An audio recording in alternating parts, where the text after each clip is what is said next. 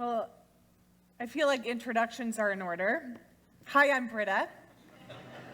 It's good to see you. I am one of the co-lead pastors here at Newport, and I've been gone for a little while. We welcomed our daughter Lilia at the end of February, and I have been home with her. And I truly have cherished the gift that this church offered me and our family to take 12 weeks to recover, to acclimate to new life, which is its own job. But I will say it is very good to be back in the saddle again, if you will. Now, I will say that analogy doesn't really work for me because I am not a fan of horses, and I don't think horses are fans of me. And so being back in the saddle again feels a little rocky, maybe a little funky, but here we are. I am glad, feeling a sense of joy and truly a sense of honor to return to this work of bearing witness to the good news of Jesus. And especially on this Confirmation Sunday, I couldn't not bear witness to the good news of Jesus, because here we have in front of us faith that is unfolding, faith that is being confirmed in young people. And I pray that over the course of these next few handful of minutes together, that their faith might help us confirm our own. It is a gift to affirm our faith. And it is a gift to step into the mystery that is faith and the wonder that is following Jesus. We're in a series on the miracles of Jesus. Miracles are supernatural things that occur when Jesus comes in contact with a need that can't be met by human effort. Have you ever noticed this about miracles? You see, Jesus' miracles are not just showmanship. They're not a display of phenomenal cosmic powers. It's not magic. Jesus' miracles, every single one of them, meets a need. Sometimes it's a very desperate need. Sometimes it's a group need. Sometimes it's an individual need. But Jesus is always meeting a need with his miracle. Catherine read Mark chapter 10, that while Jesus was traveling along, he's always moving in the book of Mark, he's always moving. While he was traveling along, a news was starting to spread about this Jesus. You see, he'd done some miracles before, and people were starting to talk about them. And so, just like Taylor Swift nowadays, everyone knows who Taylor Swift is, right? Good. She plays a guitar, and she's on a concert tour, and everyone's really interested, okay? You can find her on YouTube too, okay? But just like Taylor Swift nowadays, people knew who Jesus was. They were beginning to know. And if this was your first introduction to Taylor Swift, I'm glad I've done that. I also want you to know Jesus, okay? I want you to know Jesus. So this blind man, he knows about who Jesus is. And Jesus is traveling along through Jericho. And this man, we can presume, lives in Jericho or lives around Jericho. And he hears that Jesus is coming. I don't know how he heard this. Perhaps it was the large crowd that was gathered around Jesus. But as he's hearing this, and he's stuck in his affliction, he starts yelling, "Have mercy on me." And Scripture says that he was sitting there while this huge crowd is walking by. You see, when you're sitting, you're low to the ground. And he's yelling, which means his voice is at the level of like everyone's kneecaps, really. So he probably had to be quite loud to be heard at a level that we can assume that it was obnoxious, okay? And we can assume it was obnoxious because the people around him kept telling him to, like, shh, but maybe they didn't say it, like, shh. Maybe they were like, shut it, or things like that. There aren't kids in the room, like, shut up.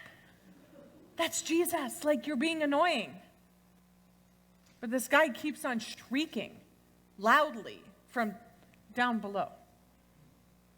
Have you ever used one of those carts at the grocery store? The one with the squeaky wheel? Yeah.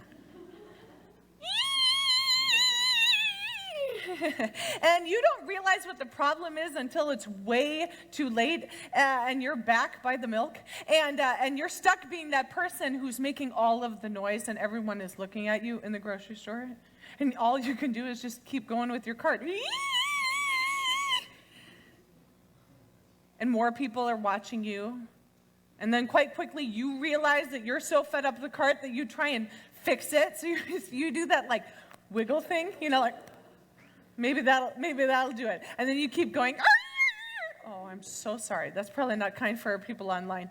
It keeps making that sound, and so then you are down on your hands and knees trying to see is there anything in the wheel? And no, there's nothing in the wheel. So you just keep going with the cart.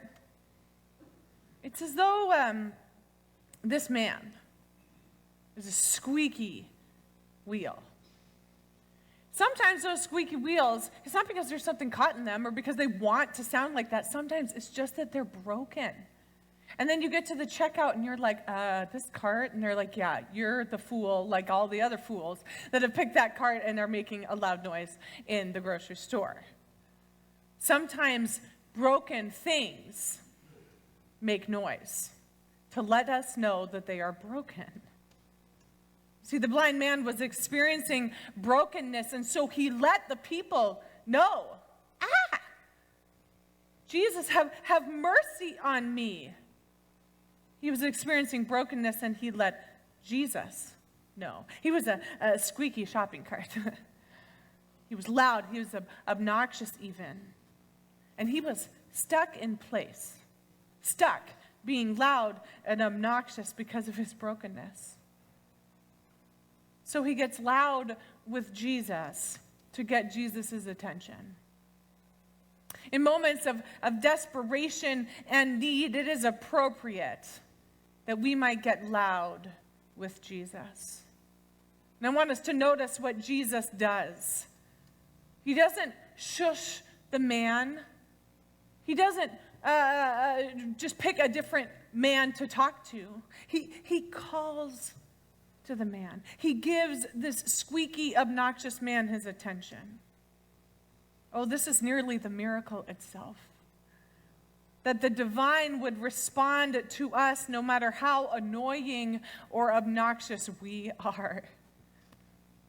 Our need and our need to express our need is welcome with God. Nearly the miracle. I don't know about you, but when my needs get loud, my impulse is to quiet them myself. I shush the things that sound like whining in my head, or I let them get so obnoxious that it's difficult to think any other thoughts until I have addressed those whiny needs. It takes intentional spiritual work and emotional work. It takes intentional prayer to bring those things to Jesus. And those things might go to Jesus kicking and screaming. But it takes important work to bring them to Jesus. And I must be honest, when I can actually get through my obnoxious thoughts and bring them to Jesus, however obnoxious they are, I usually anticipate, Jesus will take them, and then Jesus will have them, and I'll still hear them a little bit, but at least Jesus will have them. I usually don't anticipate a miracle when I bring my obnoxious things to Jesus. What's unique about Jesus' miracles is that he's certainly meeting a need, but that he's also creating a relationship. Jesus' miracles meet needs and they create relationship.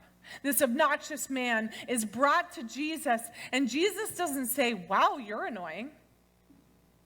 He says, "What do you want me to do for you? What do you want me to do for you?" This was a difficult question to get up close to as a person, and also as a person who preaches.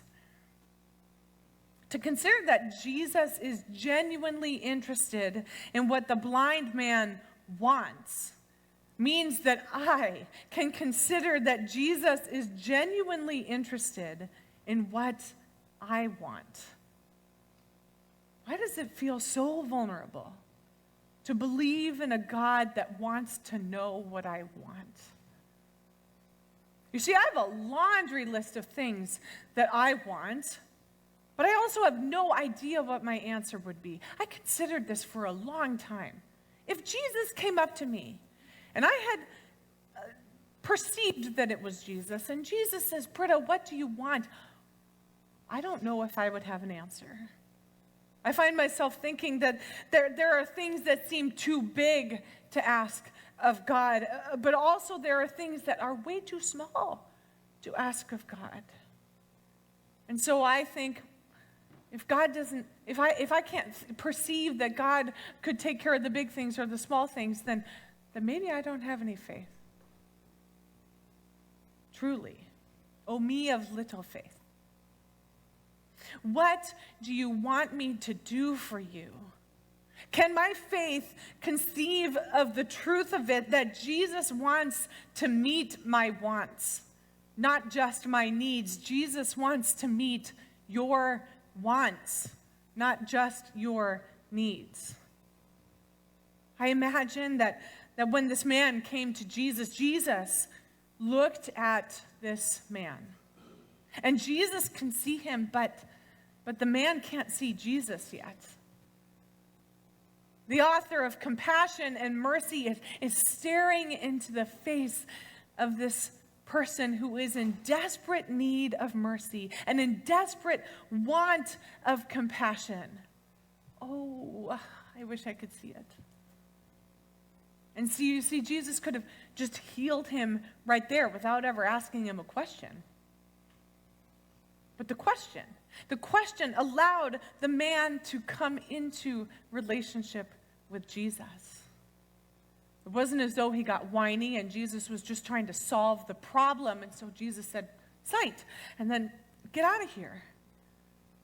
No, Jesus wanted a relationship with this man. And so he asks him the question, what do you want? Jesus sees him. Jesus sees him and he asks, what do you want me to do for you? And the man, he doesn't have to wait or consider his answer. He has the faith and he says, I want to see. Hannah hit the nail on the head with her children's blessing. I wonder if this man, in saying I want to see, was requesting less about eyesight and more about vision. What if his want was less about being able to read or experience a sunset or capture the look on a loved one's face? Beautiful, beautiful needs, beautiful wants. What if it wasn't only about that? What if it was also about perceiving this Jesus? I want to see what you're up to, Jesus. I want to see what all of this means for people like me. I want to see you do it again. Could you do it again? I wonder if the blind man Bartimaeus didn't want to just see Jesus' facial features, but actually to see how he gazes at other human beings.